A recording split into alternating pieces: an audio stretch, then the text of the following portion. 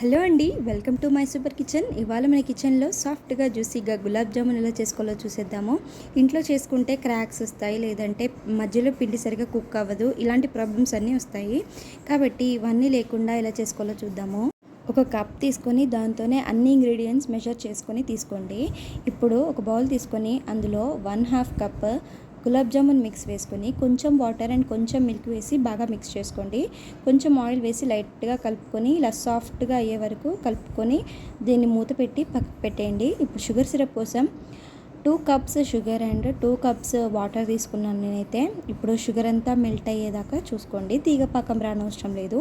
ఇందులో కొంచెం lemon juice add చేసుకొని పక్కకు పెట్టేయండి. ఇప్పుడు మన పిండి బాగా నానిపోయింది కదా, ఇప్పుడు మనం బాల్స్ చేసుకోవాలి. లైట్గా ప్రెస్ చేస్తూ మంచిగా రౌండ్గా బాల్స్ చేసుకొని ఇప్పుడు డీప్ ఫ్రైకి ఆయిల్ పెట్టేసి ఇవన్నీ బాగా ఫ్రై చేసుకోండి. మంచిగా ఫ్రై అయ్యాక షుగర్ సిరప్లో వేసుకోండి. ఆ గిన్నె కొంచెం చిన్నగా ఉందని ఈ గిన్నెలోకి ట్రాన్స్ఫర్ చేశానండి షుగర్ సిరప్. చూడండి, 1 అవర్ తర్వాత చాలా సాఫ్ట్గా జ్యూసీగా గులాబ్ జామున్ రెడీ అయిపోయింది. మధ్యలో కట్ చేసి చూపిస్తాను చూడండి. మంచిగా కుక్ అయింది. మీరు కూడా ఇంట్లో ట్రై చేసి మీకు ఎలా వచ్చిందో నాకు కమెంట్ చేసి చెప్పండి. ఈ వీడియో కనుక నచ్చితే లైక్ చేయండి.